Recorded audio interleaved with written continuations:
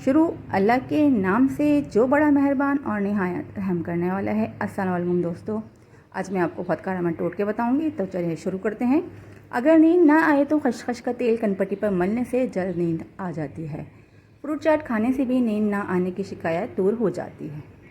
Tip number 3 है, चाय और कॉफ़ी का इस्तेमाल बहुत कम कर दें। गर्म पानी में नमक मिलाकर सोने से पहले चंद मिनट तक पाँव को इसमें डुबोए रखें, तो इससे सुकून मिलेगा और नींद जल्दी आ जाएगी। अपने दिमाग को बेहतर रखना है तो 8 घंटे की नींद ज़रूर लें। अपनी आँखों को बेहतर रखना चाहते हैं तो सोने से पहले अपने पाँव पर तेल की मालिश ज़रूर करें। चलिए स्टार्ट करते हैं सेहत के 9 उसूल या 9 राज। अगर आप अपने मैदे को बेहतरीन रखना चाहते हैं तो ठंडी चीज़ों से परहेज़ करें। ठंडी चीज़ों से मैदा बिल्कुल आपका सही रहेगा। अगर आप अपने जिगर को बेहतरीन रखना चाहते हैं तो बाज़ारी खाने और फास्ट फूड बंद कर दें। घर का पका हुआ खाना और फ्रूट और वेजिटेबल्स लें। अगर आप अपने गुर्दों को बेहतरीन रखना चाहते हैं तो सोने से पहले बाथरूम से फारिग हो लिया करें।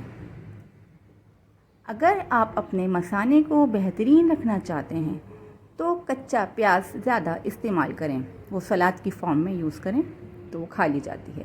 अगर आप अपेंडिक्स से बचना चाहते हैं तो नींबू का इस्तेमाल करें।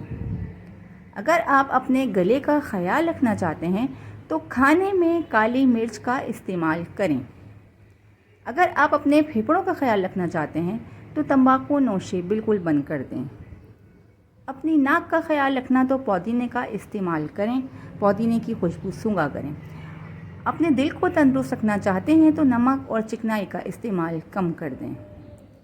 अब करीब मैगज़ीन में एक नुस्खा कुछ अरसे पहले नज़र से गुज़रा, तो जब मैंने पढ़ा तो मैं चौंक उठी कि ये तो मेरा भी नहायत आजमूदा है। मैंने सोचा क्यों ना मैं भी इस नुस्खे की सच्चाई पर मोहर लगा दूं।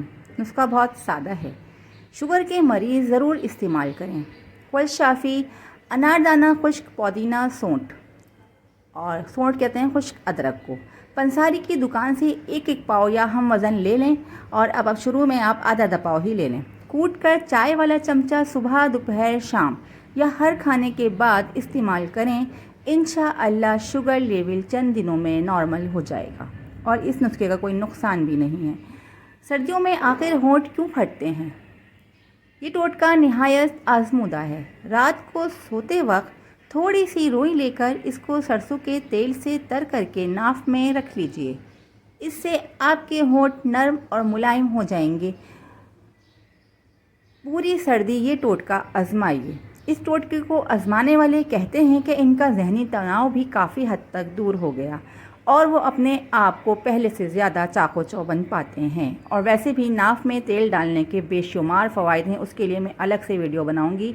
वीडियो अगर पसंद आई हो तो मेरे चैनल को लाइक कर दें, सब्सक्राइब कर दें और इस वीडियो को आगे शेयर कर दें, क्योंकि आप लोग वीडियो देख के चले जाते हैं और सब्सक्राइब नहीं करते, तो प्लीज़ सब्सक्राइब कर दें। अगली वीडियो तक के लिए अल्लाह हाफिज़। Thank you.